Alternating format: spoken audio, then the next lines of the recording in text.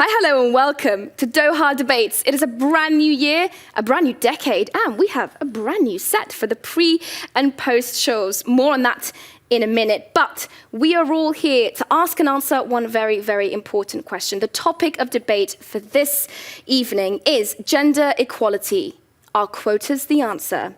Gender equality, are gender quotas the answer? Our three speakers, our wonderful moderator, Rida Fakri, and our connector, Dr. Govinda Clayton, are all getting ready, as I speak to you, to get onto that debate stage and have it all out, see what's going on. But this is supposed to be a global debate and a global conversation, and I can't do that without you. And there are more ways than ever to get in touch with us. You can reach me with your comments, thoughts, suggestions, questions on Twitter, Facebook, and Instagram. We are at Doha Debates. If you use the hashtag Dear World, I can far more readily find your answers and include you into the discussion. Just because they're in the studio doesn't mean that you can't be, and it's my job to do that. So make sure you get involved. Now, before we go on and talk about anything else, I want to go over here and speak to a very special guest that will be on the post show. Professor Zarqa, thank you so much for joining me. I wanted to get you here because I have a question for you. You specialize in social sciences and humanities at the HBK University right here in Qatar. Right. Thank you for joining us. I want to know, what are you hoping to see in the debate? What are you looking forward to, the speakers and the moderators getting really stuck in there?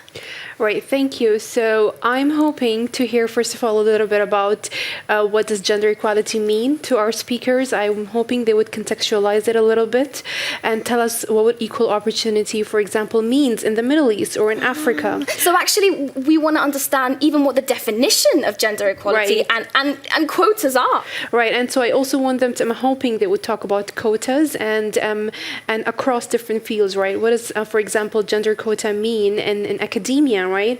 And so I want them to talk about women in politics. I want them to talk about women in business, and I want them to contextualize, and I hope problematize, and I hope they would talk a little bit about intersectionality of all these factors. Those are a lot of very important big words that I'm going to be talking to you about in the post show, hopefully. Thank you, Professor, for talking to us. Now, we sent a camera person out onto the streets of Reykjavik, Kigali, and Mexico City, in fact, to ask them a question around this topic. We wanted to know, what are some obstacles to gender equality? This is what they had to say. I don't think there are fundamental differences between men and women that make them better for tasks. I think there are absolutely societal differences that end up forcing that upon others. Well, I think that every person and every individual has certain qualities and certain strengths about them that make them better suited for a certain job, whether they're female, male, or whatever in between.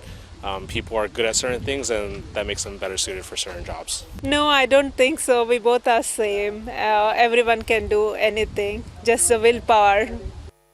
Really, really interesting comments. So much more to come your way. But I'm being told that we think the debate is nearly set. The stage is set. The guests are ready. And we are about to go to them. But before we do, I just want to tell you about one more way that you can get in touch with us. Brand new for 2020. You can send us videos of yourself right to our Instagram account. It's very, very easy. You log on to Instagram, you click on that little paper aeroplane, you search for Doha Debates, you record and tell me what you think. You can say whatever you like. Make sure you mention your name and where you're from and tell me what you think. As soon as you do that, send it right off and I will feature as many of them in the post show as I can. Right, without further ado, let's begin our debate. Dear world, we need to talk. Welcome to Qatar, and welcome to Doha Debates, where we are searching for solutions to global challenges.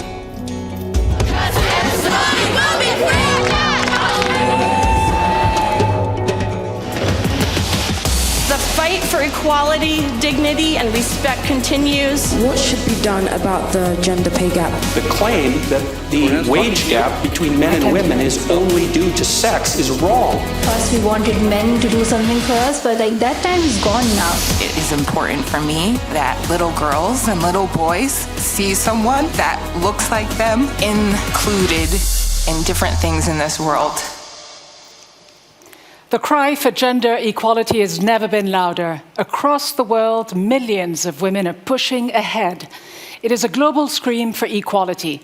And yet, here we are today. Studies show that it will take us at least a century to close the gender gap. So the question we're asking today is, do we simply wait, or do we act now to accelerate change? That is our debate here in Doha.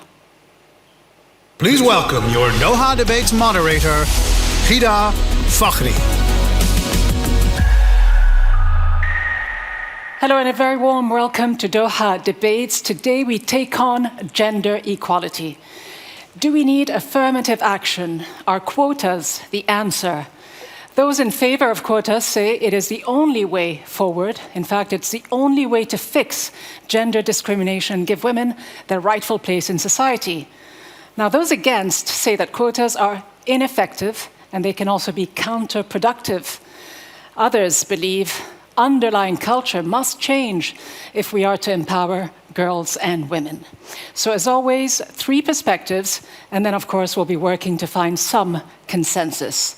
We are live from Northwestern University here in Qatar. Today we're doing the debate without the studio audience as a precautionary measure against the coronavirus. The students who would have joined us here will still be following this debate online and participating. We will, of course, be including as many of their voices and yours as we can. We are, as always, live streaming on Facebook, on Twitter, and YouTube.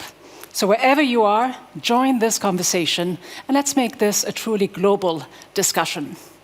Our correspondent, Nelufar is standing by to tell us how you can all join us. Nel. Rida, thank you very much. Yes, we are on Twitter, on Facebook, and on Instagram, and I will be looking out to hear from you. We want to know what you think about what's happening on that debate stage. Do you agree? Do you disagree? Is there a question that you would like us to include? This is supposed to be a global debate, as you said, and we would like to make it just so. So you can get in touch with us on Twitter and on Facebook. You can use that hashtag #DearWorld. We are at Doha Debates. And for the very first time, we are actually going to be keeping an eye on Instagram because we have a brand new way for you to get in touch with us. It's actually very easy, and you can DM us your videos. You just follow these very, very simple steps. So first of all, I want you to open up the Instagram app. I want you to click on the direct messages tab. Then go straight in there and search for Doha Debates. Once you have found us, you click on that little blue button with the camera and record yourself. Tell me your name, where you're from, and what you feel compelled to say. Get involved. That is the point of the whole thing. And of course, after this main show with you, Rida, I will be here in the post show right here in our brand new set to feature as many of those comments, as those Instagram stories as I can. Rida, back to you. Thanks so much, Nell. Of course, we'll be looking forward to that, and we'll be looking forward to the start of this debate. Lots of different ways that you can connect with us, and obviously a lot at stake for so many of us. So will we see gender equality anytime soon? Will it be in our lifetime? So, how far away are we from gender equality? Recent studies show that we're over a century away from reaching this goal. The thing is, there's substantial proof that when gender equality increases, everyone is better off. When equality between genders goes up, so does overall life satisfaction for men, women, and children. Businesses perform better, and GDP goes up, and societies are more peaceful. So, why are we so far from reaching this goal? All over the globe, men make more than women for the same jobs. Even in the US, where laws such as the Equal Pay Act of 1963 exist, women earn less than men at every stage of their career, regardless of their level of education. In India, statistics show that there are 63 million fewer women than there should be due to female infanticide, selective abortions, and boys being better fed and cared for. When it comes to schooling, globally, girls are far more likely to be pulled out of school earlier than boys. Around the world, 132 million girls are out of school. When they are in school, they're often harassed, marginalized and discouraged from certain fields. And when it's time to get a job, more obstacles slow women down. Women in most countries expect less pay from their first job than men. This widens wage gaps from the get-go, and as women get older, it only gets worse. So, are we surprised that their health, their happiness, their ability to contribute economically, they're all seriously hindered? We know that instituting better laws are a good first step. But surprise, we also don't have nearly enough women in power. Anywhere, political power is an arena where men have the most advantage over women. The truth is, equality is a pretty simple concept, but achieving it, that's really complicated. It's a tall order, but an urgent one, unless we want to wait 100 years or more for a better, more equal world. A better, more equal world, a tall order, much work to be done, some progress obviously having been made in the last few years, last few decades. We have with us today 3 speakers, each with their own ideas of how to make this world more equal based on their different cultural and generational experiences. So let's meet them. Randa Abdel-Fattah, Ayishat Akanbi, and Christina Hoff Sommers. We also have with us, as always, our connector. Dr. Govinda Clayton is a senior researcher in peace processes within the Center for Security Studies at ETH Zurich. Dr. Clayton's research interests include negotiation, mediation, conflict management, and civil war. As our connector, Dr. Clayton will provide guidance on identifying common ground and steering towards bridge building and consensus. We'll be getting some advice from our connector a little later, but first, let's hear from our speakers. Our first speaker, Randa Abdel-Fattah, is an Australian writer of 11 novels, a lawyer, and human rights advocate. She has a PhD in sociology, and her academic work centers on Islamophobia, racism, and everyday multiculturalism in Australia. I come from Australia, where 94.4% of our elected members of parliament and almost 95% of senior executive leaders are of Anglo-European white background. I therefore approach this debate on gender quotas unapologetically upfront about the need to disrupt not only gender hierarchies, but equally racial hierarchies, centering race in my analysis. To advocate for gender quotas in business and academia is not about introducing a policy of affirmative action. It's about shifting an already existing policy of affirmative action from men to women. Affirmative action is already in operation by default, a historically inbuilt mechanism in our corporate and academic institutions, which has produced the reality that men overwhelmingly dominate boardrooms and senior leadership positions in business and academia, giving them the greatest access to the arenas of social, economic, and political power. But consider this, just 2.8% of Fortune 500 directors are women of colour. Of the approximately 19,000 professors in the UK, 4,000 are white women and 25 are black British professors. Gender inequality clearly impacts on women, but some more than others. I'm interested in pushing the debate on gender quotas so that it takes into account the nexus between gender and race, recognising that women of colour are both women and people of colour, and therefore face sexism and racism. The gender quality debate for too long, particularly in Western countries, has approached women as a group defined by a single axis of oppression. Woman becomes a master category, half of humankind, ignoring the fact that race continues to have social and material relevance for that half. White women enjoy racial privilege as they fight sexism in a male-dominated society. But most importantly, such racial privilege can collude with sexism to further marginalise and discriminate against women of colour. we need gender quotas to pursue a radical redistribution of this power dynamic. But I'm not interested in gender quotas that produce boardrooms or an academy of equal parts white men and women. That's not empowerment or equality, that's feminism entrenching racial domination. And let me also be clear that I'm not arguing for gender quotas that give women equal right to secure unequal wealth and exploitative profits. I'm arguing for gender quotas that give women the opportunity, including women of colour, to transform and revitalise knowledge production and teaching in academia. And given big business impacts on all our lives on a daily basis, make a difference in society's key sites of power. Thank you. Our second speaker, Ayishat Akanbi, is a writer, cultural commentator, fashion stylist and photographer based in London. She speaks on socio-political issues surrounding race, class, identity and gender. If we don't like gender quotas, as many of us do not, then we have to be active in building a world where they are unnecessary. The situation to me calls for a holistic response and not only a political reaction, which involves recognizing the different factors that contribute to gender inequality, without suggesting that any explanation beyond misogyny is a betrayal of all women.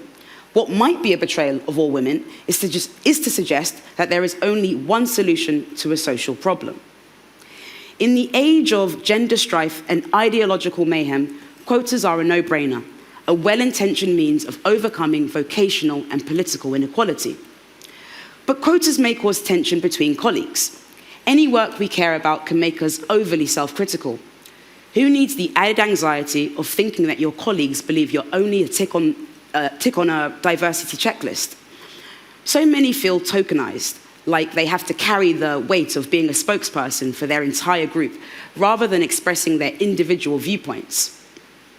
We use the word gender equality to mean women's elevation, and by all means, I am supportive of anything which allows not only women, but anyone to recognize their potential. But if equality isn't only to be a corporate buzzword, then it must go in both directions, unless we are saying that there is no value in traditionally female-dominated work, which is to undermine and unknowingly demean jobs that women do. Equality, at its core, suggests that we implement it across the board, not only at the top positions. Otherwise, we care more about power than we do equality. It means there's a value in women going into male-dominated industries, like road repairing and plumbing and waste collection, and that there is a benefit of more men entering spaces that are overrepresented by women. The presumption of diversity is that women, or whichever identity group you belong to, come preloaded with a set of ideas that will reinforce the key concerns of their wider group. But this is a fundamental mistake, because the difference between individuals is much larger than that of the group. As such, it will be a benefit to regard individuals as individuals, not only as spokespeople for their particular groups. It is the traditional and stereotypical ideas and judgments of our identities that we are now trying to overcome. So if we have to refocus on identity to reorganize business and politics, we must remember that liberation and equality for some is the chance to not be seen for what they are, but for who they are.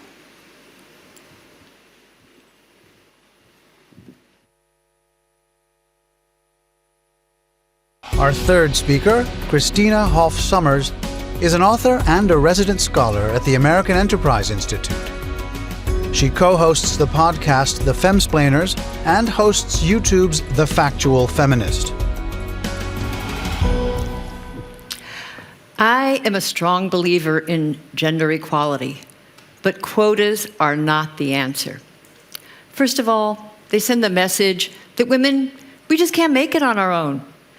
But you know what happens? All women then, including many who could make it on their own, they're forced to bear the stigma of preferential treatment. Second reason I oppose gender quotas is there's no evidence that they work. Now, consider what happened in Europe. In many countries, they have gender quotas for members of corporate boards. And we've been told that these will improve corporate decision-making, boost performance, help advance women at lower levels. But none of this has been borne out. In 2018, The Economist reviewed 10 years of data to see if any of this happened.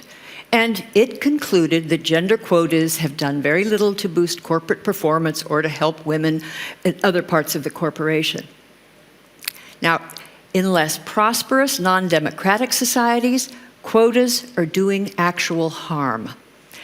Take, for example, gender quotas for political office. What happens is that women, talented, educated women, are pulled out of the mainstream society, where they are desperately needed, into the government, where they serve. Now, if the government is an autocracy, they serve as long as they make no waves. They have to be silent. Now, women's activists in countries in Rwanda, Nicaragua, they have warned that this veneer of equality is actually working against women. There are no fixed solutions where gender justice is concerned. There are no quick fixes. The key to women's equality is free expression, where reformers, visionaries can change hearts and minds by making their case through discourse. You also have to have laws that treat women as equals. You have to take down barriers. But the most important thing to keep in mind is that in everything we do, we have to treat people not as tokens of a type, but as individuals. Now, under conditions of equal opportunity, we know that men and women flourish, and they're able to pursue happiness as they define it. Thank you. Thank you very much indeed, Christina. Thank you to you, Ayisha, and thank you, Randa, as well. So now we've heard all three different perspectives, three very different takes on what we should do. Let me quickly recap each position. Randa began by saying that we need quotas, but we also need to disrupt gender and racial hierarchies, that quotas are needed for women, but some women more than others. She says that it is the racial minority and ethnic minority women who need that sort of affirmative action, which she says needs to be shifted from men to women. Ayisha was saying that we need a more holistic approach, that yes, quotas can work sometimes, but this gender equality debate, if it is to achieve its goals, will need something much bigger, something much more conclusive, including a radical reorganization of society and serious rethinking of traditional gender roles within society. Now, Christina, we just heard, is completely opposed to quotas, any form of quota. She said they send the wrong message, they are simply ineffective. In fact, she even says they can be harmful. A quota system, Christina believes, could only succeed by coercion, and it doesn't take into account our fundamental differences. So these are the three different positions. It's time to vote. We need your input to find common ground among the speakers. We want to know exactly how much value you attach to the arguments you've heard.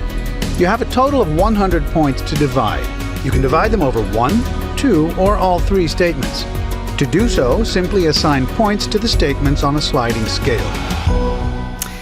So now, while you vote and while you weigh your different options, I'd like to go back to Nelufar to see what trends are emerging online. Nel.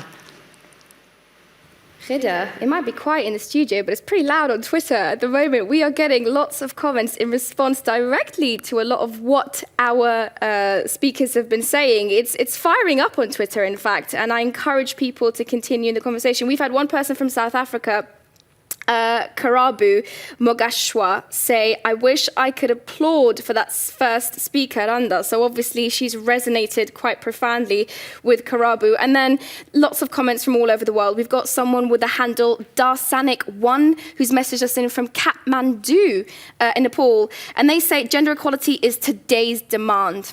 And it is necessary. It is inevitable. Men and women have to be ready to support each other, which is a really interesting perspective. I've got someone else in Berlin. Sergio says, gender quotas feel like a temporary step. That's an interesting one. In the fight to gender equality, they provide a practical measure that can be quantified. However, in the long term, I think the drive for gender equality needs to come from a general societal response.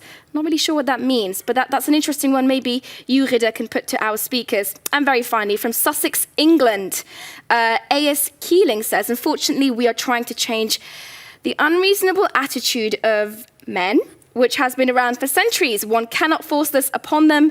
They have to be persuaded to change.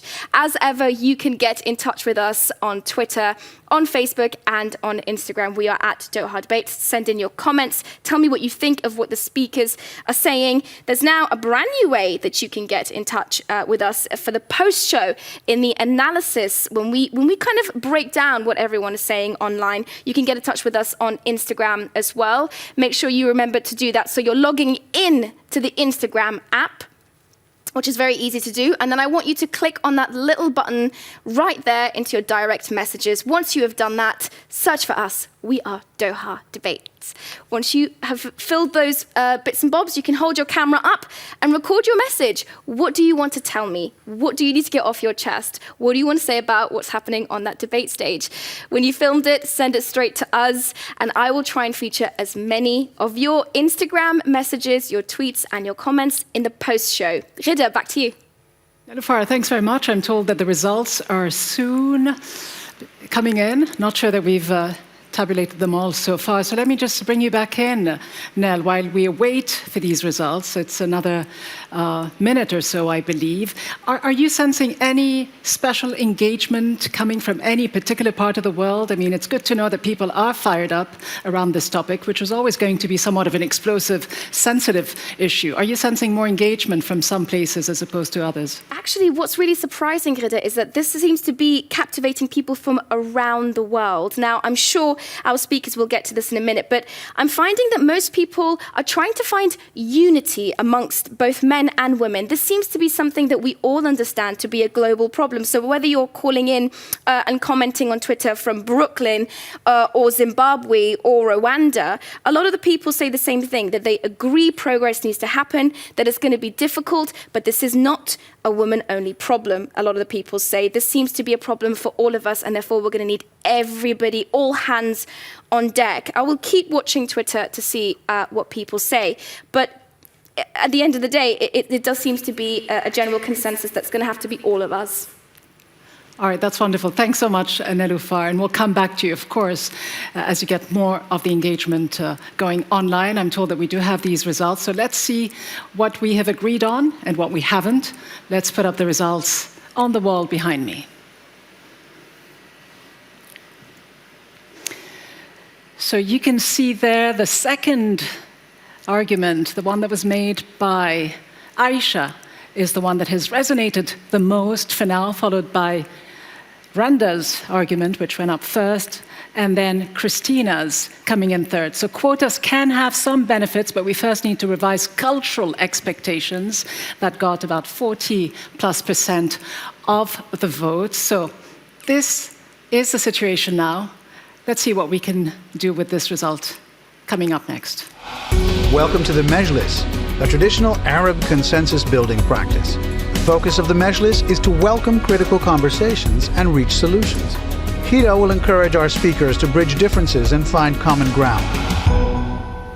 So let's see if we can bridge those differences. Obviously, some very different ideas on either side of the spectrum. Christina and Randa, of course, Aisha somewhere in the middle. So we listened to you all very intently. Randa, you seem to say that white women, in fact, you said this, I quote you, white women enjoy racial privilege that can collude with sexism. In this fight for gender equality, then, is Christina an ally or is she a foe? I think when I mean that, I think that we have to be responsible for the impact of our words and what we fight for, who we end up aligning with, who our voice emboldens. And I think that your position, Christina, does not advance the position of underprivileged women who have historically been marginalised and who are not as the current status quo shows, enjoying the freedom to participate in society as equals because they are historically marginalised. I'm talking about, in particular, Western countries where women of colour are not the majority and who do need support in order to overcome that historical underprivileged position in society, because the feminist movement in Western science in particular sees women as a universal experience and often is speaking about white women's positions and doesn't take into account the position of women of colour. And so I think that needs to be overcome. Christina, you're leaving out people like Randa. They're not part of your fight, are they? What do you say to that? Oh, Brenda's part of my fight, and everyone's part of my fight. And what I like that some of the viewers said was that it's something men and women must do together. I agree with that. But I also think that in our pursuit of intersectional justice, men have their intersectional, they suffer in ways. There are hierarchies where they are the have-nots. And I worry about a women's movement that is leaving men behind.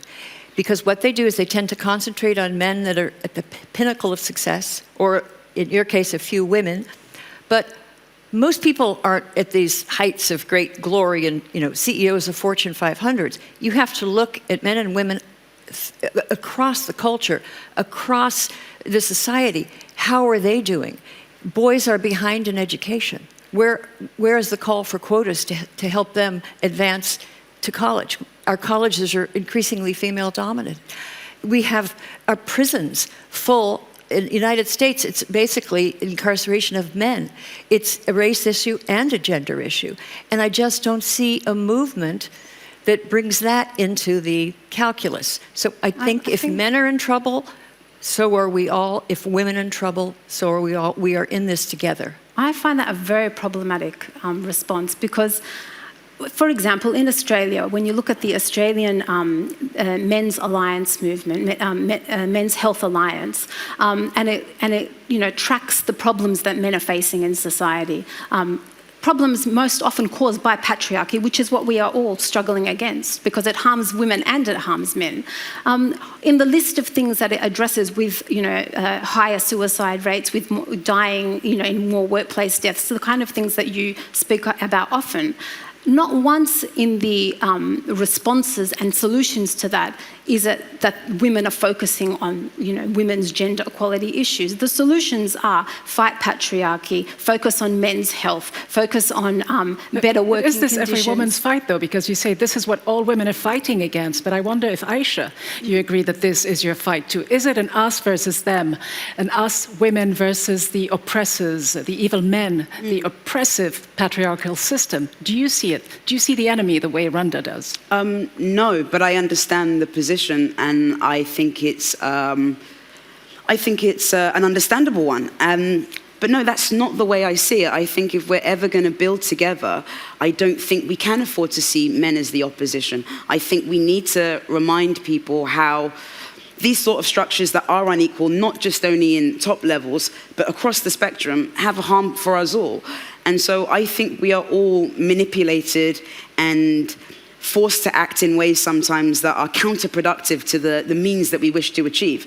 And so I don't think seeing anybody for, their race or their gender or their sexuality or anything like that, I don't see seeing any of those things as an issue is going to be helpful going forward.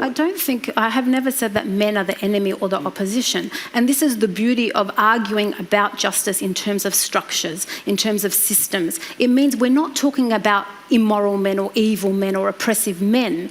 It actually lets individuals off the hook and makes us focus on historical processes that have created structures of privilege that have allowed this status quo to evolve, in which men have, and the numbers bear this out, are in greater numbers in institutions. And so that way we can work together as men and women to take on a structure. Of course I do. You want to work together with other women because you seem to be creating a lot of subdivisions, subgroups, groups, layers. Does that layers help are you? very important because Does that help or helps does us. it weaken the base? No, of course it's very important because it means that we are identifying the nuances in this argument, that it's never going to be a one-size-fits-all approach. Gender quotas are not a key or a solution. They are part of, like you said, a holistic transformational project in which men and women come on board to change a structure that has been historically in place, and we need to work together to take that on. Will you work together with all feminists? I know you describe yourself, Christina, as an equity feminist. Yes. Suppose you would say that Randa is a gender feminist. You wrote a book a while ago with the title, Who Stole Feminism? How Women Have Betrayed Women. Were you talking about the Randas of this world? I like Randa very much, but I disagree with her on this. I do think she's what I would call a gender feminist. And by that, I mean, an equity feminist is someone who wants for women what they want for everyone. Dignity, equality, liberty. And in my view, throughout many parts of the world, not all, but in many parts of the world, certainly in my country, it's been a magnificent success story. Women have achieved parity with men in so many domains and even moved beyond them. There are still problems. This to black women, say this to Hispanic women. You know, with African American and Latino women, if you look at what is happening in education right now, they are on a trajectory that sociologists are at a loss to explain. But the sad thing is their brothers are not going along with them. So I'm trying to point out these complexities. I don't think it helps anymore in most parts of the world. I don't think it helps to talk about and to deploy a narrative where men are the oppressors and women are oppressed. Almost everywhere, men and women, there's a complex set of burdens and benefits. And I think basic fairness, basic humanity, basic empathy, that we have to look at one another as human beings, not as members of a class. And sometimes when people talk about patriarchy and the structures and so, I think they're talking about the human condition. And we all have to find ways to mitigate suffering where it's occurring. But I hear division. Have we not tried this for too long? This approach? I think you're arguing for a recipe of complacency. Not at all. It feels like mission statements because, of course, we all agree that we need fairness and equality and justice. But, you know, we're at a point now where we need action. And how are you going to deliver on that? Well, is a woman of color supposed to just trust that, you know, society is going to let her in, that society is going to give her those opportunities? At some point, we need action. We need some evidence that it's not just mission statements or feel-good statements. And it's not abstract theories that have no bearing on reality. Of course. And if you talk about African women, that's not a monolith. There are many, many different, different classes of women and religions and wants. They're not just a monolith, a group you can generalize about. So the problem with the intersectional analysis is you keep having to subdivide and keep going down, and you get more and more groups and more people competing for attention.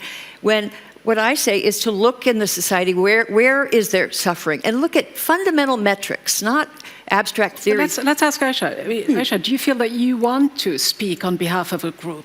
You said that do I want to speak on behalf of a group, on behalf of, say, no, I couldn't. I think I would be doing. You said earlier that you feel that differences among individuals are bigger than differences among. Yeah, I do. I don't believe that black communities and even black community is a tricky word because there isn't essentially. You know, we're not a monolith, and people feel differently. I know plenty of black people who don't think racism is a big issue. You know, and because I think the conversation that we're having is one that is, to use the word, maybe quite privileged in that sense, because a lot of people are just getting on. And I don't think the ways that we frame the world through a sociological lens is how a lot of people are receiving the world. And so, no, I wouldn't speak on behalf of all black women or all black people. I only speak on what I believe feels honest and truthful to my experience. And if people can relate to that, then great. But let me ask you this then, because you say we're all privileged. Now, we heard Randa say that someone like Christina is among the more privileged. Yes. White women are among the more privileged. Do you feel less privileged than Christina based on the color of your skin? Definitely not. And I know that it's, at the moment, quite a popular thing to believe that I am, but I can't afford to feel that way. I can't afford to feel as though Christina is more privileged than me, because that will color my sense of esteem. And that's not a privilege I can give to anybody. And it would be so presumptuous of me, without knowing a lot more about her, to assume I'm more privileged. I think it's patronizing or matronizing to use I see it as that way. I see it, and I get it, and I understand, because essentially by the word privilege, we're trying to say that, Christina isn't going to face racism, and she may not face racism in America in the way that I potentially could, but she could face racial discrimination in other parts of the world, depending on where she was located. So no, I don't like to assume that every white woman, white person is more privileged than me, because I think actually teaching this to people is self-defeating, and I think it's disempowering. I think there are ways to speak about racism that don't sort of privilege white people as having something inherently just better than everyone. Not maybe better, but I don't know, more beneficial than everybody else. That's not my experience. So Randa, what do you say to this? That there may be a certain cultural aspect to this discussion, but what really drives inequality may not be gender or race, but perhaps socioeconomic conditions. Well, that's the whole point of intersectionality. And this debate is so much more than about how I feel about you or whether I feel you're privileged than me. I mean, for me, that's a completely irrelevant question. We're talking about systems and structures here and the way that societies are organised. And of course, that's the beauty of looking at the world in terms of intersectionality. As Kimberly Crenshaw said, it's a tool, it's an analytical tool, because the reality is, and maybe this doesn't apply to you as individuals, but the reality is that we all occupy different intersections in society, and for some people, the intersection of class and gender is going to affect their life chances. For others, it's going to be the intersection of race and class. It's going to be the intersection of sexuality and race. So it's important for us to understand this, rather than just to flatten everybody as individuals having equal life chances, because the reality is that identities are politicized. None of us bear any sort of depoliticized identity. The fact is that we are all the bearers of some kind of identity that is imposed on us. Me, a Muslim, Australian, Egyptian woman in Australia, I would love to be treated as an individual, but I'm sorry, I'm in a settler colonial multicultural society, and there are certain areas and certain contexts in which my Muslimness, my Palestinianness, my Egyptianness, my particular class, these are going to be things that are going to be used against me, weaponized against me. That's not me trying to whinge about identity or play identity politics. It's the reality of the way societies are structured to weaponize people's identities against them. And so that's what I think we need to do. Using racism, I mean, aren't you then allowing this to be more important perhaps than it should be? That maybe this is more about class driving inequalities than it is about racism? I mean, Christina alluded to the fact that, even among men, there are lots of inequalities. Among women, there are lots of inequalities. Because I started by saying I come from a country where 94.4% of our elected members of parliament are of Anglo background. That's not me saying it's about race. It's the statistics. I come in a country, a multicultural country, where 25% of us were born overseas, but the vast majority of our parliament are white. I mean, what does that say? Race matters. Can we ignore the implicit racism? Well, the thing is, I have seen fairly good studies of racism around the world. And the Washington Post recently had a map. It was an analysis of various questions they asked people. And Australia and the United States were among the least racist countries, and Canada. Ask Indigenous people that. I mean, that's actually grossly offensive. That may be what your opinion is, but I'm telling you my experience. The person who killed the Muslims worshipping in Christchurch this month last year was an Australian. Please don't talk to me about race in Australia. Then I would imagine the reaction of the majority of citizens was horror, because of course we have these things happen in the United States, and the majority of people are horrified, and will do. There's an outpouring of love, and we'd have to look at that, and that's that fellow feeling. And I think that we're not there yet. And I don't think you're there yet in Australia, but wow, where else in the world are people making such an effort to be inclusive? And we have very high levels now of intermarriage among races. I mean, the problem, we're not going to be able to keep this whole thing structured because people are falling in love. But we're talking about the effect, the concrete effect on outcomes. The outcome is that we're not... If we can't equalize the starting position, and it seems to be a bit of a utopian concept, why don't we equalize the finish line, the quotas that Randa's talking about? What's so wrong with that, Christina? Because they don't work. And I think we agree on this, that what can happen, I mean, you had a critique of the way they are used. They can just you replace an old boy network with an old girl network, and you have a group of elite women who benefit, but there's no evidence that it trickles down and empowers women at lower levels. It's just not there. I guess it depends on the context. I mean, because there's quotas in parliaments, there's quotas in business, there's quotas in academia. So I think it's also important for us to pick apart the evidence of where it works and where it could be fine-tuned. That's really important as well. I mean, that's very important, but take quotas in politics. So this is a big problem because people will look at Rwanda and say 60% of the members of parliament are women, and it's held up as a sort of paragon of gender equity. But the women have no power. Now, in the United States or Canada... You don't know for this for a fact, though. The symbolism, though, is important, isn't it? The symbolism, it's empty, and it actually inhibits reform because the outside world, it will pour in support and hold back on criticism. And now you have feminists and human rights workers saying, please stop praising countries that just have this chimera, this veneer of equality. Now, in the United States, we have more men in the Senate and more men. It's getting better, but it's nowhere near parity. But you know what? It doesn't really matter because as a woman, I can vote for somebody who represents my interests. And that's not necessarily, we just had a primary and the women didn't win, but a lot of women, very liberal women, voted for Bernie Sanders because they felt he represented their interests. That's not oppression, that's freedom. So that's politics, where a lot of women have the aspirations to join governments. We've seen that in the United States, 6 competent women couldn't get very far yet again. But taking other professions in the world, Aisha, talking about the freedom that you spoke about earlier, do you feel that we must acknowledge the fact, too, that we have different interests, that women don't necessarily want to be fighter jet pilots, they don't want to serve in the army, they don't want to fix rooftops, that we may have different interests, different aspirations, and that quotas could end up making us feel somewhat coerced to fit an ideal. Do you buy into that argument?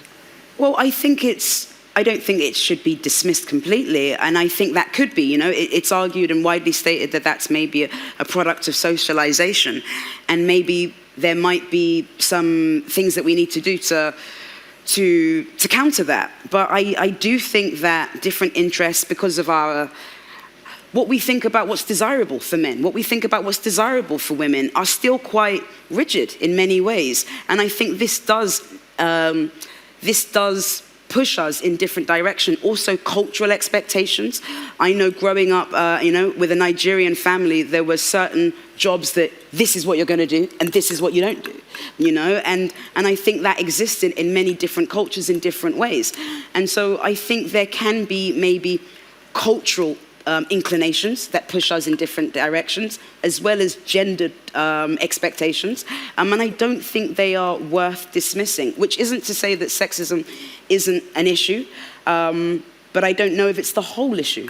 Women sometimes their own worst enemies, in that some women, the older generation certainly, in some of the more conservative societies, Muslim countries and others, hold themselves back because of wanting to do what their grandmothers did, wanting to do the jobs that we're seeing as women's jobs. So what do you feel that women sometimes hold their own progress back in certain societies that are more conservative? Not necessarily in conservative societies, because I think it's always a bit more complex than that. But again, I think that there's always going to be people who are going to make decisions that, from an outsider's perspective, seems not to be a free choice. And I think it's important to recognise people's agency as well. But at the end of the day, what we're trying to address here is that there is a status quo. I mean, the status quo is that we do not have gender equality, and gender quotas, we're arguing, are they one solution to this? They're not the perfect solution. They're not going to fix the problem. But isn't it about time that we do something? But do you want to equalize every profession? No, it's impossible to equalize every profession, and there is no one-size-fits-all approach. There's going to be certain, for example, in academia, it's fine-tuned based on the discipline. You're never going to get 50-50 parity, say, in engineering. So I think that these are usually scare tactic arguments to say, well, men and women are different, so how can you achieve 50-50 parity? Let's just throw the baby out with the bathwater. We are more intelligent and nuanced. We're capable of creating very complex ways to keep people out of countries, very complex racially based immigration systems, but when it comes to fine-tuning some gender quotas to increase women's participation in certain industries and certain sectors of society, suddenly people fall into hysterical, that we can't do it or it's too hard. It's not too hard.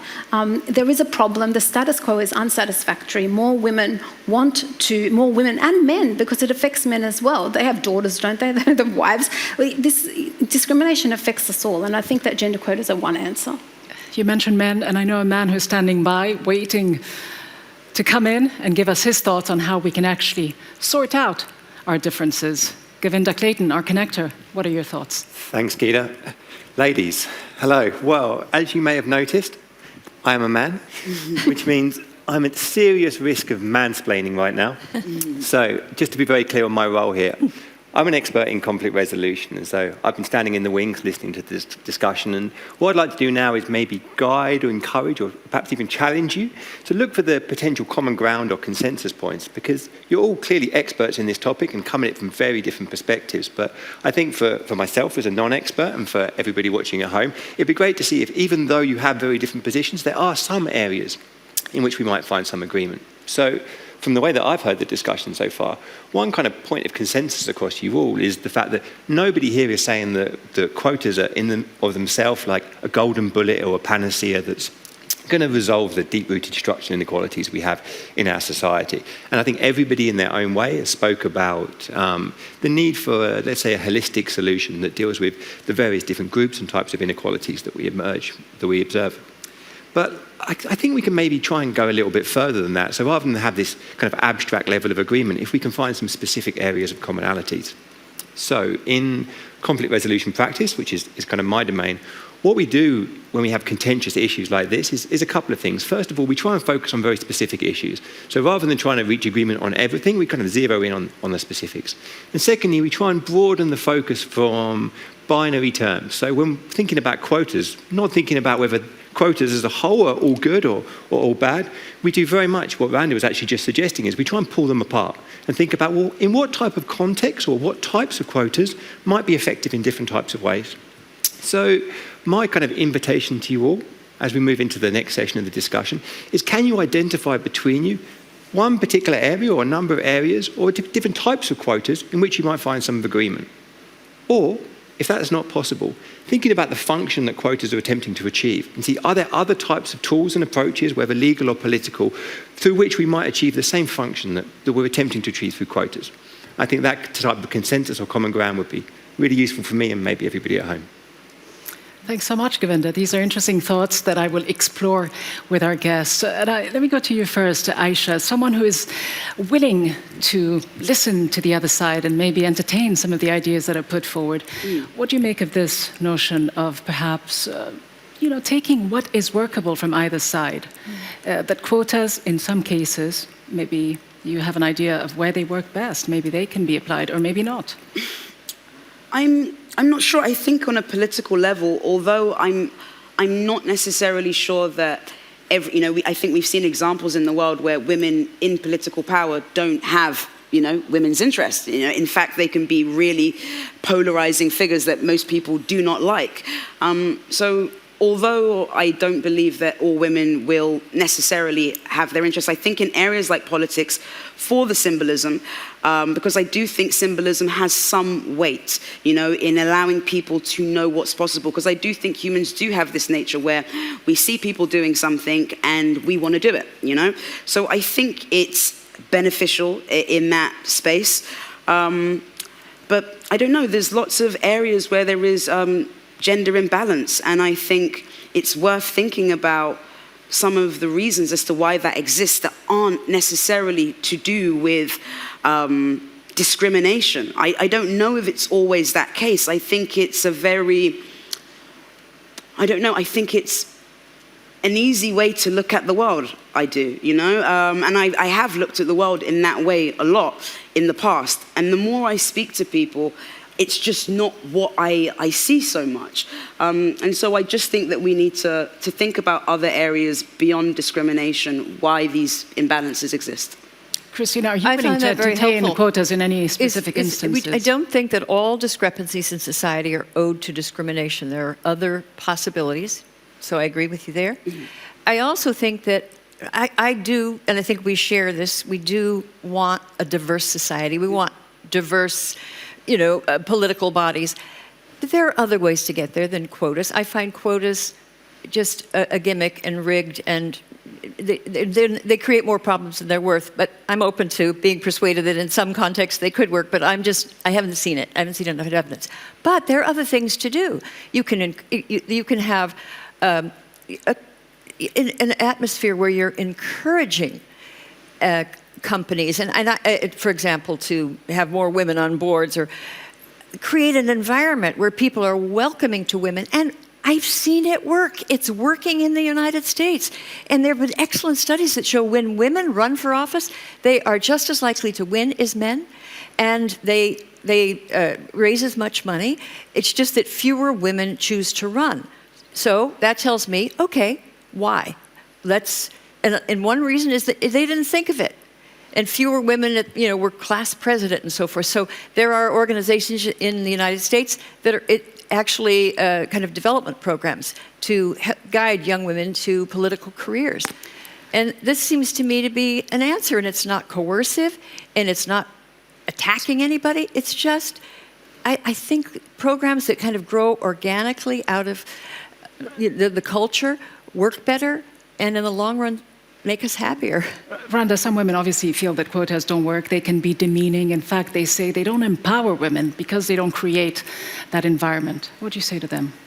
No, I would disagree. I mean, obviously there are going to be sort of, at the beginning of a quota system, there will be perceptions that somebody has been appointed because of a quota, so they become the quota person, the quota woman. It's tokenistic. But I think we should shift the onus. And what this does, by constantly focusing on women as the underprivileged and needing the quota, is we forget actually the bigger picture here, which is that men are evading these sorts of levels of scrutiny. So rather than ask, why do you deserve this? Why are you not? Why do you deserve this because you're not a quota woman? What is your level of competence? Well, what have the majority of men in a boardroom or in academia done to deserve being the majority? Why can't we shift the onus back on why there is an overrepresentation rather than an underrepresentation? I just think it's very problematic to constantly think about it being something that's going to lead to tokenism, because again, I feel it's a straw man argument. But again, is it all because of injustice, though? And again, isn't it problematic as well for women to feel that they can't earn their way forward? That quotas in some ways can perpetuate this notion of women being victimized, being victims. No, I think that this is...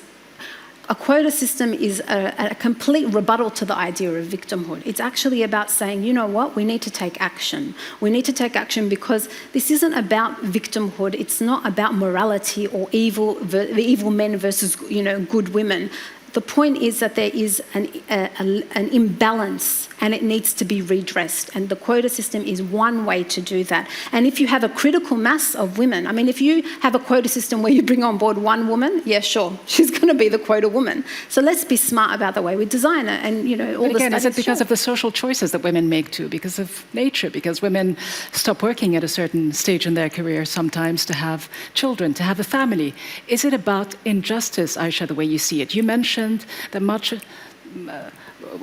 by way of tokenism has to do with putting on quotas in many of these different institutions. But more than that, do you feel that quotas actually also go against the grain of democracy in some way? Well,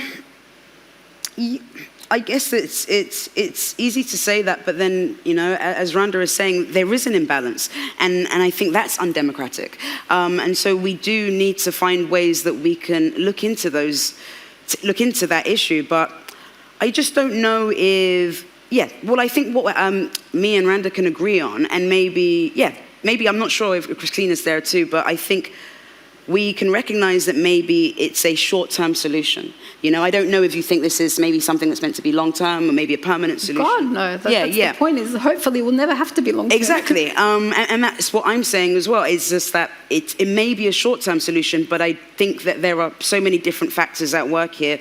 And I think, it shouldn't be something that we rely on.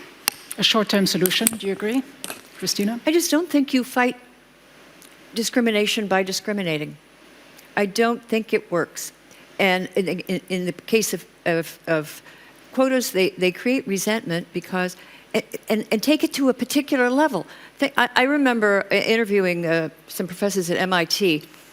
It was a department of planetary, I don't know, he was an expert on the atmosphere on Venus, the climate on Venus. And he wanted to hire some planetary scientists, and they were working on global warming. And there was a guy they wanted to get from Colombia. He was the best in the field. And he was told, no, it has to be a woman. You can't, you know, the dean said, and then the dean would come and say, we will give you positions, but you have to hire women. Now, this bothers me because I think it undermines excellence. I think it undermines merit. And go to the psychology department, go to veterinary medicine. It's increasingly female-dominated, and yet nobody's going there and saying, you can only hire a man in the School of Social Work or the School of Education. I see a power grab by elite women, and they're using the language of injustice and oppression to kind of gain things in a very specific situation where it shouldn't be happening. And I'm not seeing the benefits for women in general. So our quotas inherently unequal in many respects because they do favor the women who have more education, who have more opportunities.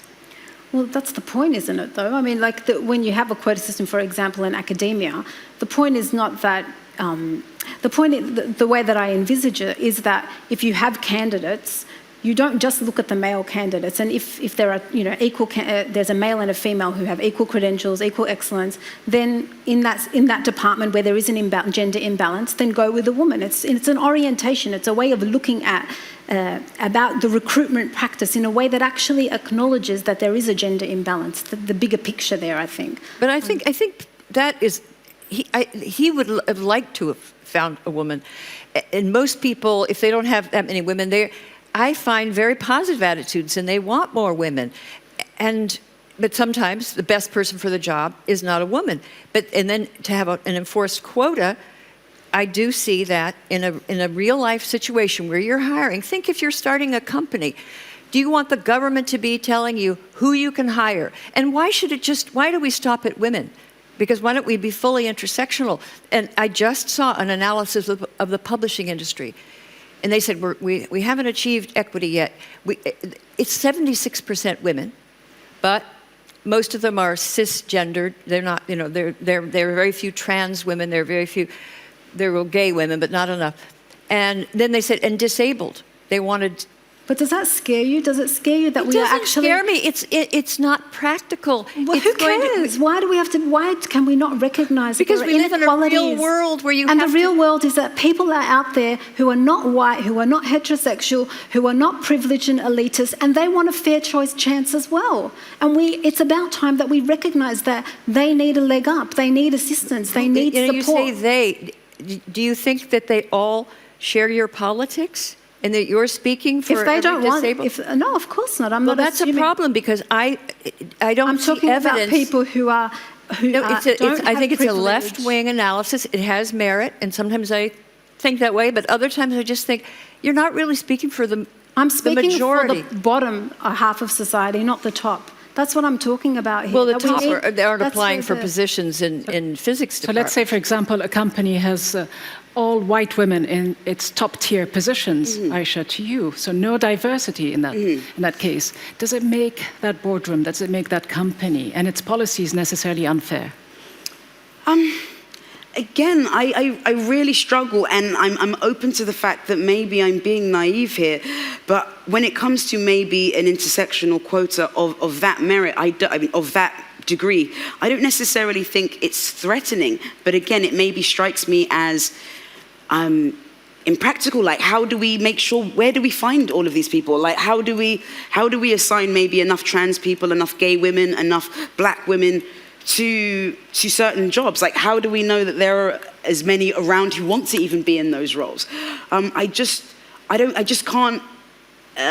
can't settle on the fact that this is all a case of being purposely left out, at least in my life. And I'm not particularly privileged. I haven't gone to the best schools, and fair enough, I can't use myself for everyone else, but I think we do have a lot more in common than we do apart. And I'm sure people can relate to me, is that I don't feel like I've been let out of many places. So would you feel sufficiently represented? Would I feel? Well, the thing is, I don't necessarily feel like a skin color represents me. I feel like values, ethics, ideas, principles, that's what represents me. I can't guarantee that me and another black woman or another lesbian woman or another, I don't know, short woman in the room are going to, inherently share my beliefs or share my perspective on the world and values. I can't. Randa, do you agree? It's not about the gender. It's not about the race you represent, not the religion. Well, I don't think it's about the other subgroups. I don't think it's just about representation, though. We're talking about, for example, in academia, and part of my research is to interview students, and I've spent the last 3 years interviewing high school students and university students about race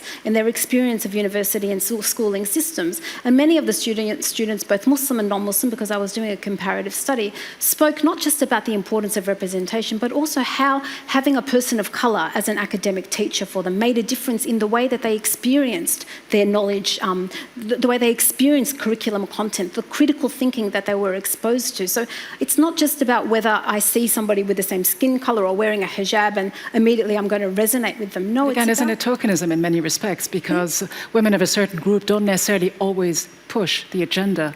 No, exactly. And I think it's just about adding complexity and diversity. Well, I think we do agree that in the merits of diversity.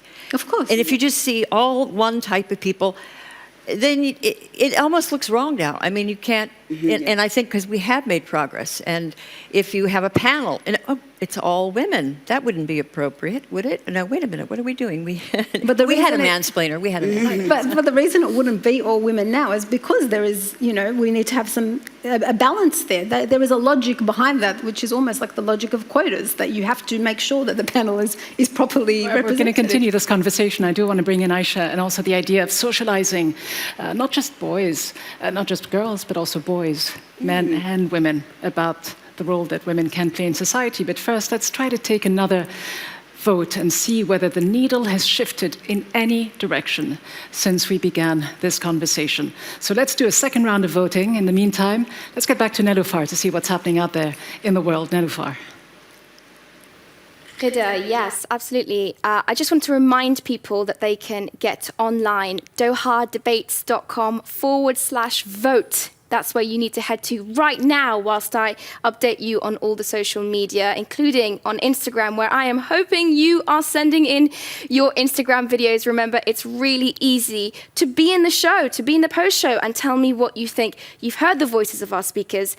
I want to hear from you. Get onto Instagram, click on that little paper airplane. You will have to search for us. We are Doha Debates. Once you find us, click the little blue button with the camera. Put the camera in front of you, record your message, tell me what you think. If you are as opinionated and have as much to say as some of the people on Twitter, I want to hear from you. Make sure you do that as quickly as you can. Now, let's take to Twitter, actually. I don't know where to begin. Thoughts and opinions range from outrage. Actually, quite a lot of frustration about what is being said on stage. Our speakers have done very well to outline those three positions. But we have people watching from all over the world, including in our shared studio portals, where people are gathering in small watch parties. And I'm being told that generally people in the shared studios network are not on board with Christina's take. They think that her take might be a little problematic. Now, what does Twitter have to say? We've got lots of comments coming in, especially from late in September. As a man, I have to admit that even in the most unequal societies, men are still much better off than women, especially women of colour. Lots more to come your way in the post-show, hopefully. Stick around and tune in, and I'll read as many of your comments as I can. Rida, back to you. Thanks very much, Nelufar. Good to know that it is engendering quite a reaction online. Not to your surprise, I don't imagine, Christina. Not to my You're used surprise. to being in university campuses being rude and threatened. I worry because, for example, this last comment that he thinks, in whatever the equality is, the men are better off. Which men? You have to. You can't just say the men in American society. There's some very elite men that are, extremely powerful, and some very elite women. But the vast majority of men in the workplace, and then you look at what is their fate. There's a huge and growing cohort of men, young men, who are going to find no place in an information economy. They've fallen behind. They're not getting the proper education. They're not keeping up with their sisters.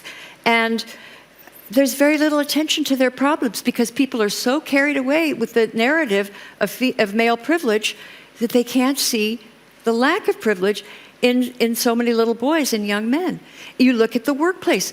There are, in the United States, I know that like 94% of the workplace fatalities are men. There are, 5,000 people approximately die in the workplace every year, and that's not counting serious injuries, and it's 94% men. And there's sort of a workplace fatality gap. People don't talk about that. And in the United States, it's a complex, multicultural society, and if you look at white privilege, well, the highest earners in America and the highest educated are Asians. So how does that work into the analysis? So I'm saying, take a good look at the society, see who is suffering. It's not going to turn out to be a whole group. It's going to be part, and class will play a part of it, and race and ethnicity, but also not to lose sight of the fact that we're all human beings. And it's easy to generalize, and we shouldn't. But let's now see if there has been any change. Let's look at the results of that second vote. But first, let's put up the results of the original vote, if we can, so we can compare and see if there has been any shift. So that was the earlier vote. And we see there's a little shift. Not a whole lot, but it's interesting to see that Ayishat... Oh, we're evening out a little bit. Well, yeah, your numbers have gone up a little bit, Christina. So have yours, Randa. The ones that have gone back are Ayishat's numbers. Quotas can have benefits, but we need to revise cultural expectations. Are you surprised, Ayishat, that your message, what we've been discussing here, hasn't quite resonated? A few of the voters there have pulled away from you and have gone to the other two perspective. But I have to say, you're all within basically just 1 point of each other. So it's a very tight race. But what do you say, Ayishat, to those who haven't quite bought your argument fully? Sorry, no, I don't think it's surprising because I think, the panelists have really persuasive arguments and there isn't really that much difference between them. So no, I don't think it surprises me too much. Race, gender, and all these things are really hot topics at the moment that people have very strong opinions on. And I think Randa's position is really strong. I totally get it. So, no, I think it's reasonable to me. And you're the youngest person on stage. You've also... She has age privilege. The youth privilege. You've got your finger on the pulse. You've got a huge megaphone, social media. A lot of people follow you and listen to you and want to hear your message. What do you gauge from the younger generation of people, both men and women, when it comes to gender issues? I think what I gauge more often is that I think discussions like this tend to be contentious and get people's backs up because equality is a tricky word. And there are many instances where men do suffer things that women don't go through. And what seems to be the conflict to me is the inability for both men and women to say, we suffer in different ways, and they are relative to their experiences. And I don't think that means that we need to ignore women's issues or we need to ignore or downplay men's issues, but I think we need to take them both seriously. And the way that we go about this, there's this sort of line that's kind of like, well, we can't look at that until we've done this. I think we can do both. And I think if equality is our true goal, which it is for me, then I spend as much time thinking about women's issues as I think about men's issues. And that's where I think about socialization. I think if men are told that the only way that they can be desirable, worthwhile, and all of these other things is by having power, which is something also women reinforce, of course then they're going to flock to these positions more so. And so I think it's about allowing people to recognize there are so many different forms of power that are just as great and influential on the human condition. And I don't think men know that enough, which is why I think they flock to jobs that often don't even make them happy. Randa, you get the last word. How do you see this discussion going forward? Obviously, the conversation around gender issues is often very sensitive. A lot of people afraid to speak out, afraid to be labeled, afraid to be put in a certain box. I think it's because we have to frame it not as, an enemy and a victim. I think we need to look beyond that and realize that it is a partnership between men and women to address an inequality and imbalance in society. And addressing it doesn't just benefit women, it benefits men as well. And once people get past this as something, as an opposition between men and women, then I think that we can really start to see change. All right, thank you all very much indeed. Fabulous conversation, a fascinating one.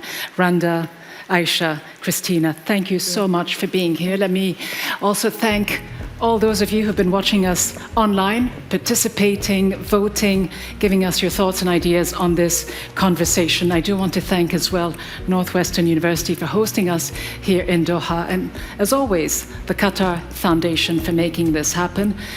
Do stay with us. We will have a post-show, an ongoing conversation that will follow with Nelufar and her guest, Monira Yassin. They will be analyzing what they've just heard until our next debate on the future of genetics from me, Rida Fakhri, and the entire Doha Debates team. Thanks very much for joining us.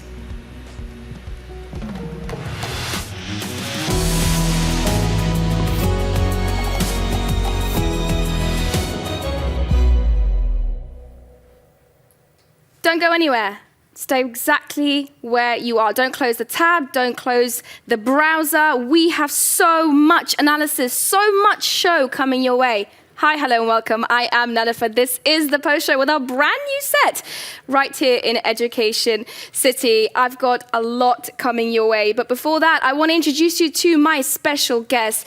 It actually isn't Monira. We've got someone equally as talented and, in my opinion, quite brilliant waiting in the wings. And we've got some students as well who are going to be joining us. Professor Zarqa is waiting. Zarqa is right there waiting for us. And the students will, of course, be joining us in a sec. Now, as ever, I want to talk to you about getting involved, but before that, let's just take a look at that final result one more time. Can we put that result up? I want to see what your final decision was during the show. Okay, so this was one of the earlier votes. 31.93% said quotas do advance gender equality. Quotas can be beneficial. 40.84, that's your winner.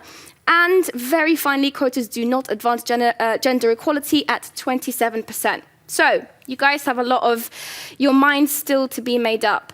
This vote is not closed. You can change those numbers, and you can do that right now. Voting continues if you go straight onto dohadebates.com/vote, VOTE. I will be able to change those numbers and get back to this before the end of the post show. Now, as you know, the coronavirus has affected significantly a lot of what we're able to do, but you guys have been watching online and engaging with us via the global network of all of you watching.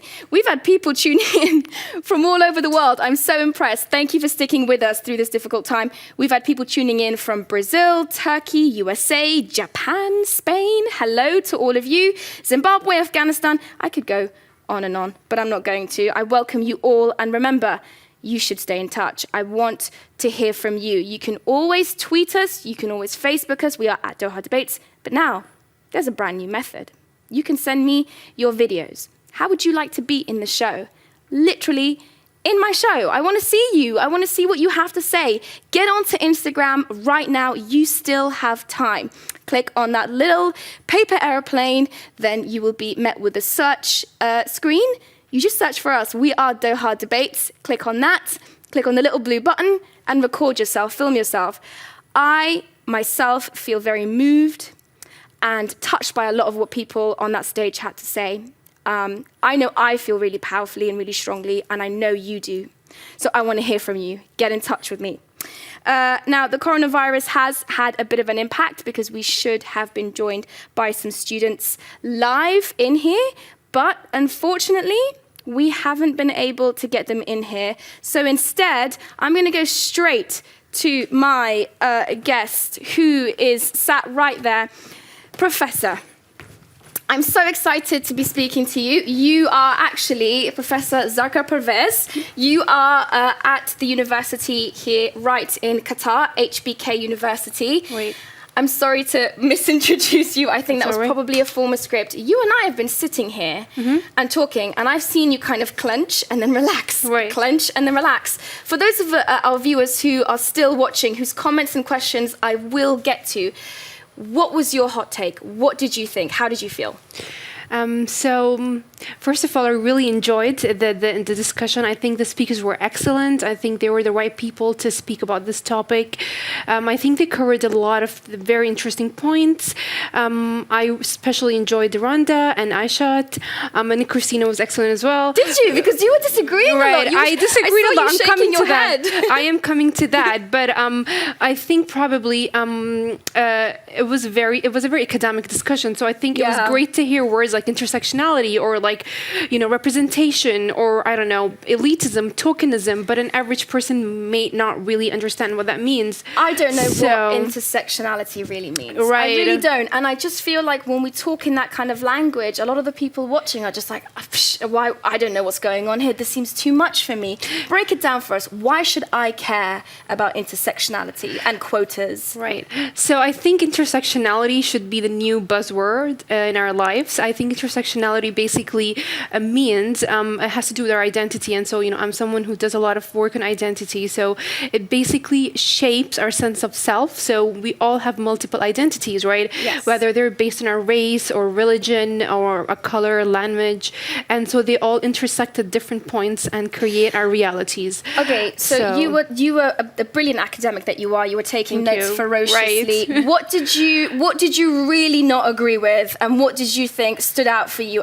Because the point of this whole thing for our viewers watching and commenting, and I've got tweet after tweet after tweet, which I will get into in a minute, it seems to be that people want to continue this discussion, want to implement change, but we don't know what to do with quotas. I mean, an average person wouldn't know what to do. So what are you hoping to take away from the debate? Right. So I'm going to answer this in two parts. I think the first, what I didn't agree with is this kind of romanticization of, change will happen organically.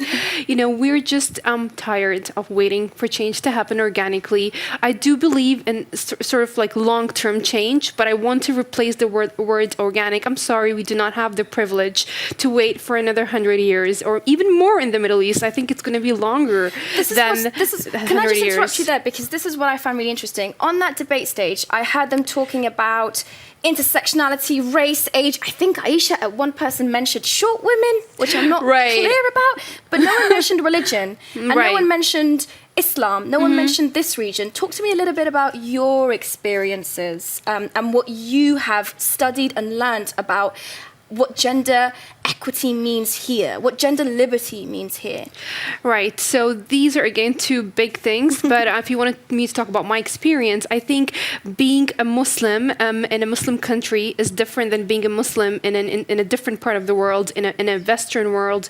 I don't like to divide the world in two camps, but we do live in a bit of a divided world.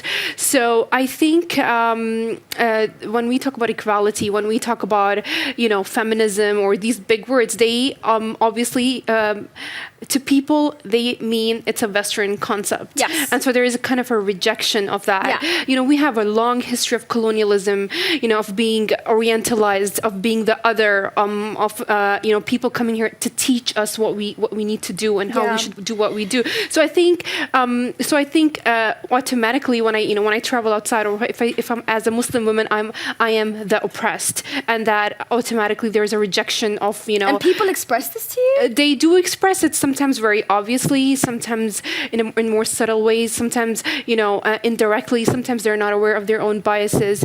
But at the same time, being a Muslim in a Muslim country also sometimes implies that people would use a religion as an excuse to deny women their rights. And that is, I don't like to victimize women. I don't think we're victims, but I think the patriarchy or the system sometimes whatever you want to call it, uses a religion sometimes as a tool to kind of prevent women or to advance political agendas. Because you're a Muslim woman, I'm a Muslim woman. We don't look the same. Right.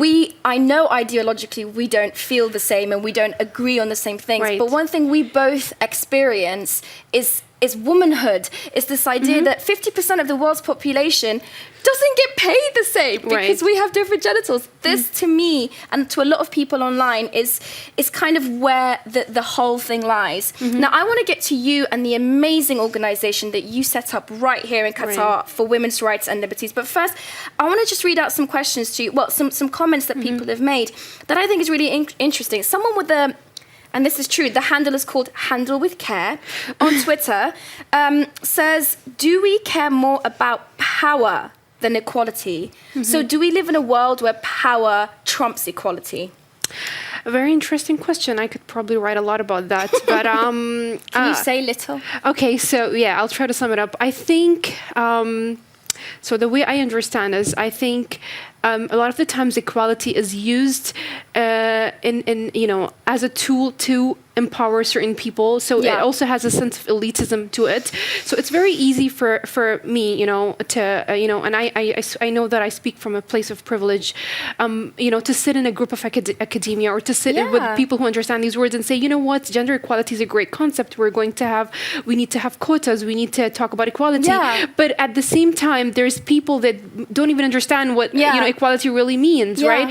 So I think a lot of the times it's about tokenism. A lot of the people who talk about gender equality are really trying to promote their own positions, and they're really trying to they speak from a place of power rather than a place of understanding. I'm going to end very quickly. I want to understand, because we're running out of time for this segment, I want to understand how you, in a very difficult environment where women's rights aren't very openly talked about, right here in Qatar, have managed to make a difference and set up an institution, set up an organization, and that there is hope, there are solutions, there are ways we can build change. Right. So I think there is a lot of hope. What you were talking about is a club that I set up at Georgetown University when I was a student in 2010. It was called the Women's Society and Development Club. And the reason why we set up this club and what we hoped to achieve was that I was not satisfied with what I was learning in the class. I was an international politics major, but I was not satisfied with what I was hearing. I needed answers to questions.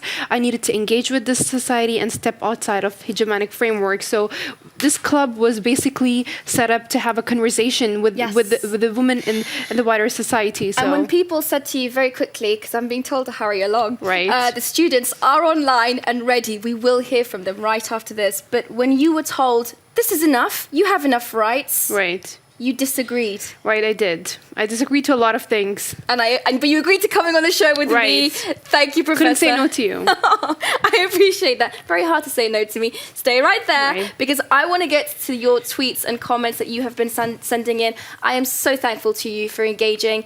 This is supposed to be a global conversation, and it cannot be that without it. So I'm just going to read a couple of the comments that you have been sending in. We've got one from David Quinn, who's actually a columnist for the Sunday Times out in Dublin, Ireland. And David says, the unexamined assumption in many of these debates is that men and women want exactly the same work-home balance on average. If they don't, it will unavoidably open up a gender pay gap, and closing it will require massive social engineering. So, quotas, social engineering, should we do it, should we not? That's a really powerful question to ask. We've got another one from David here. There is some progress, and David's in Zimbabwe actually, but it's slow. He says, Brandon from New York says, what does it mean that women get pulled out of mainstream society? That kept coming up in the debate, as we both saw. Christina mentioned it quite a few times. He goes on to say, she seems to be existing in an idealized world that fails to account for the structure of powers that limit the very potential she believes women have. You agree with that? I do agree. I will keep not you... fully, though. Oh, okay. I do agree. Well, we could talk off camera, because I want to get to some really interesting points. As I've been talking to you, your Instagram stories have been coming in, so we will get to those in a second. Before I go to my students, I'm being told the students are actually ready. So I will leave you there, Professor. Govinda, hang tight. I'm coming to you. Thank you for running over. I saw you from the corner of my eye. We've got them. Okay.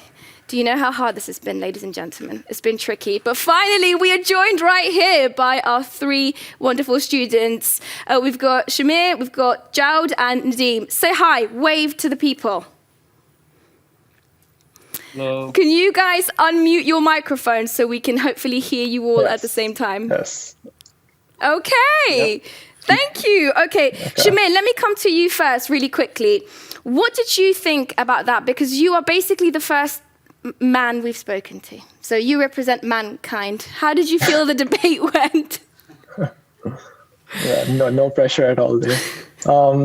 So I think the first, there were a lot of things in the debate. There, like, I like the fact that there were a lot of conflict points and that they sort of went around to resolve those a lot.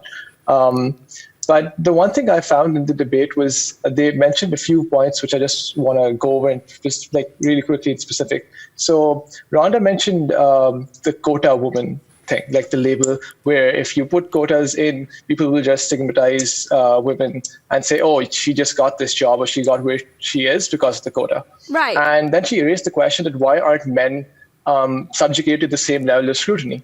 And I think that they are. And I think that even if they're not, that's what the system should focus on, because right now, as the status quo stands, men are significantly more privileged in terms of getting education and having qualifications. So and getting Shamir, let me interrupt you then. Let me interrupt you and let me ask you, you seem like you would gladly give away some of your power in exchange for equity and equality amongst the genders.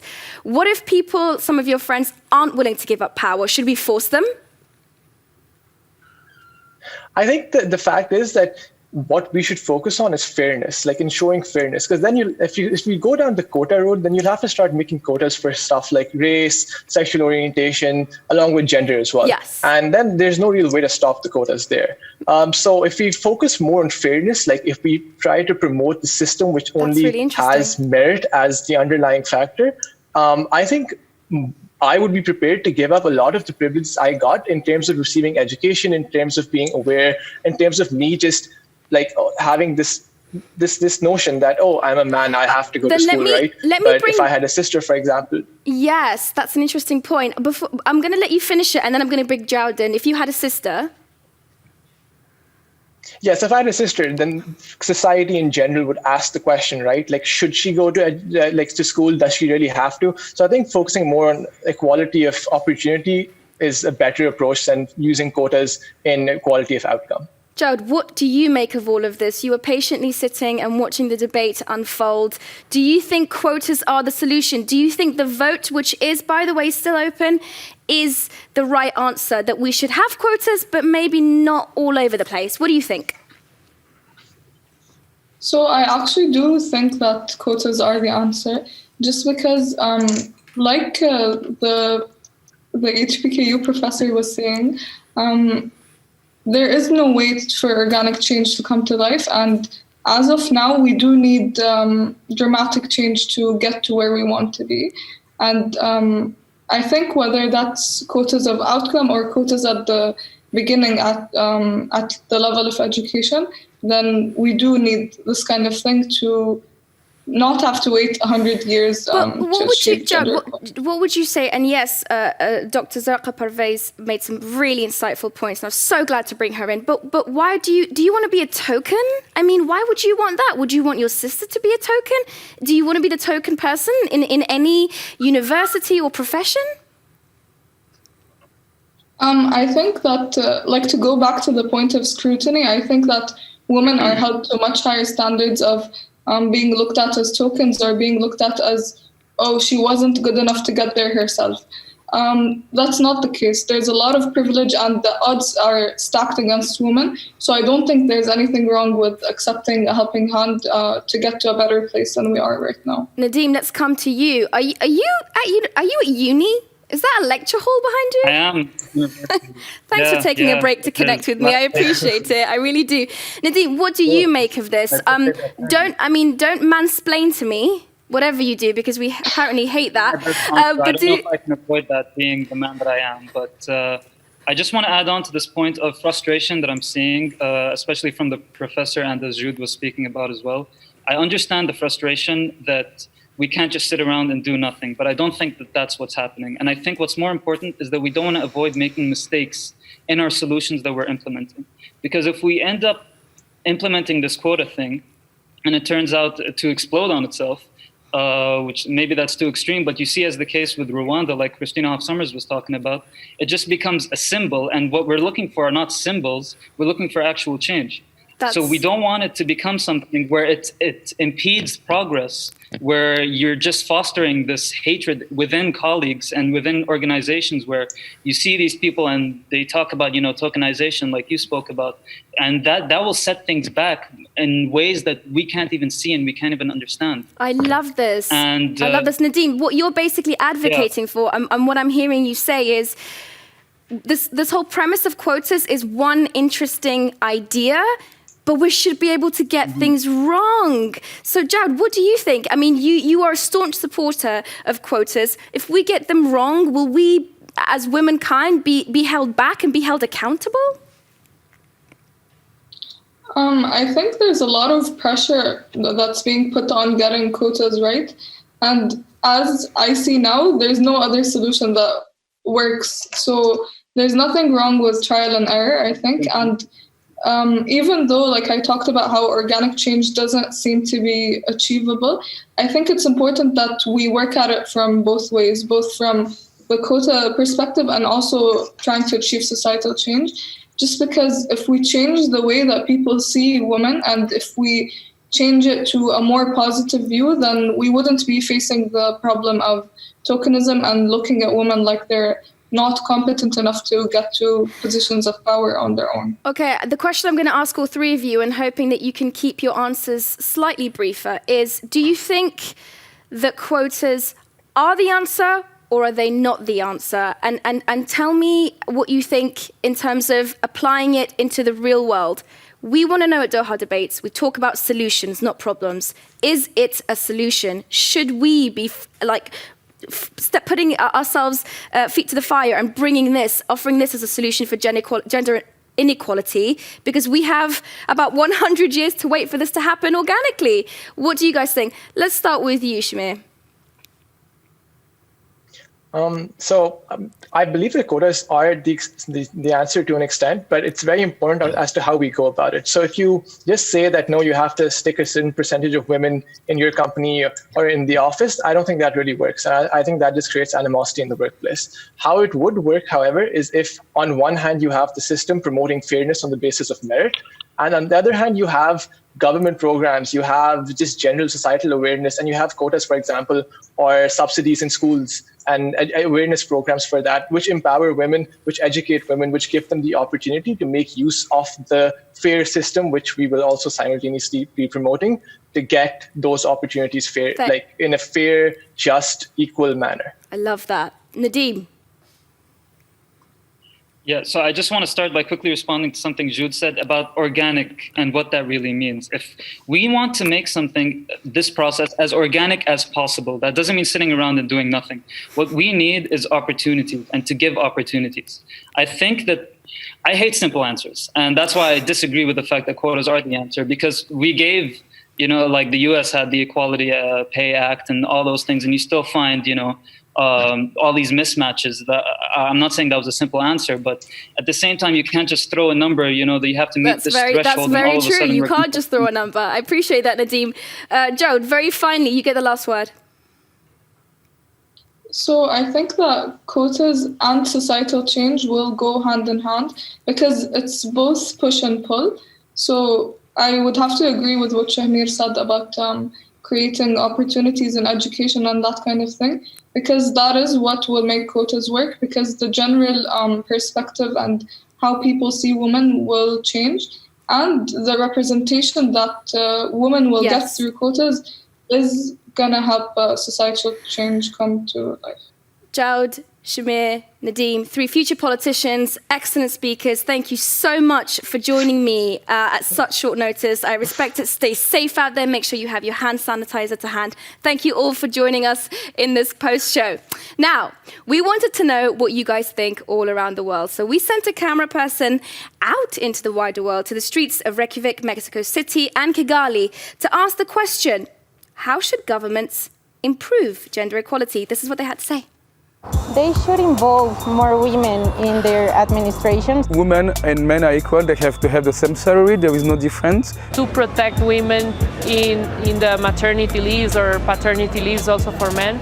It's to include all kind of genders and all kind of types of society in their laws. By, of course, being themselves role models in gender equality. They had to say, and it's time to hear for the last time what the vote count is for this, our debate on gender equality. The vote as it closes and as it stands will be up in a sec. But before that, I'm going to let you know that my connector, the guy you saw on stage, the only man on stage, will be joining me shortly. And this is the result of the final vote. Okay, clearly wasn't expecting that, guys. So we've got 32% of people agree that quotas are the solution. 27% think that they're part of the solution. 41%, actually, that number has grown and grown throughout the debate, says that no, quotas do not advance gender equality. There's only one person that I really want to speak to about this, and he's standing over there. He is our connector, Dr. Govinda Clayton. Thank you for waiting in the wings for me. Hot off the debate stage, how... Tag in. Coronavirus. Anyway, never mind. Our boss is going to have us. How was that? I mean, it felt really intense watching those three fantastic speakers go at it. Yeah, I mean, that was fantastic. That was fierce, right? There was a sort of really intense debate between all of the speakers. It was great to see the different positions really coming to life with the way they put it together. But the question that I think was on my mind when I saw you up there was you were really worried about mansplaining. Now, of course, I don't want you to mansplain, but surely if we live in a global world and 50% of the world's population are disadvantaged, it's going to take all of us, including men, to work together and find a solution. I thought that was sort of lost in the message. How did you feel? So I've got a few points here, actually. So first of all, I think we had three fantastic speakers who all did an amazing job of presenting some really diverse different positions. So you wouldn't want to change any of our speakers. But of course, actually, as came out repeatedly throughout the debate, if we're going to come to any solutions that fundamentally resolve inequality, then it's absolutely essential that men are also part of that discussion. Yeah, because you're supposed to be an ally, right? I mean, and you are. And we talk about this quite often, and I know how you feel about it. In fact, I've actually got a comment here that I thought you would want me to read out. Dale Van Reenen in Cape Town, South Africa says, I find it very problematic that a debate about quotas in relation to gender equality always comes back to men and where men stand. Gender equality is not the inherent minimization of men. Equality is not a give and take, but a spreading of equal access. I push on that a little bit and say, actually, a lot of men think that not a lot of men, but a lot of people, society tells us that for me to have rights, you mustn't have rights. That's generally the perceived notions. How do we go about breaking that? How do we solve that issue? Well, I mean, that is, in essence, the essence of conflict resolution, effectively, to have this kind of zero-sum game where we think, if you have something, then I necessarily can't have it. And really, when we think about any issue that we want to find some kind of consensus or common ground, it's about looking at the positive sum games. And we know that from your explainer video right at the top of the show, the inequality is bad for everyone. We all do badly out of it. And so moving to a more just and equal society, we're both going to win. It's going to be very much a positive sum game. Now, thank you, Dr. Govinda Clayton. That is all from you, but stay where you are, because it is time to go to our Insta videos, all show, and up until right this minute, actually, I've been asking you to send in your thoughts on video on Instagram. Now it's time to see what you had to say. Hi, this is Nadine. I'm from Egypt. I'm watching the debate right now, and I think that the speakers make really strong arguments. I think my initial reaction so far, based on what the speakers have said, is that I don't really necessarily think that there is one single approach that can eliminate gender inequality. I think it is more of a blend of different approaches together that can really make us reach a realistic stage of gender equality. I think quotas can serve as a strong temporary solution or as a catalyst to reaching a realistic stage, but I don't think that on their own they can serve as a sufficient tool. I don't think any one single approach can be a sufficient tool. It's more of a combination of different approaches that complement each other. I'm really interested to hear what the speakers have to say about that. She's right. Men aren't the opposition. The opposition are the structures that men have put in place to maintain dominance over women. That structure is patriarchy. I had never thought about it, but affirmative action is already in practice, but by default for men. It seems that a lot of organizations who hire people of color are expecting them to be representatives for an entire group, as opposed to contributing individual opinions as an individual person. Hello, hi, I am Aiden. I go to Northwestern, and I just wanted to say I disagree with what Christine is saying. As much as quotas seem like an easy way out for us women, but it has really helped us, especially as a woman of color, for myself. It's not like I can't get that job. It's more about reparation of the oppressions that my mothers and all of the generation went through. So I don't agree with what Christine is saying. And the thing is, you said that quotas don't work, but you never gave us an alternative solution that we could go forward with. And the one thing that I didn't really agree with you is that you kept on mentioning United States, but you need to know there are women everywhere with different cultural backgrounds, and you just need to have that in mind so that we can find a common ground and we can fight against patriarchy instead of fighting against each other. I couldn't have put it better myself. That's it from our post-show. Just enough time for me to thank everybody. Our students, Professor Zarqa, who's sitting right there, thank you. And of course, Dr. Govinda Clayton, thank you for being here. There's just enough time for me to remind you that we're going to do this all again. This whole thing, we're going to do again in 2 days on the 11th of March, where we will be debating gene therapy. In fact, the question we're going to be asking very clearly is the future of genetics. Should we create superhumans? It's going to be a big one. Join us then.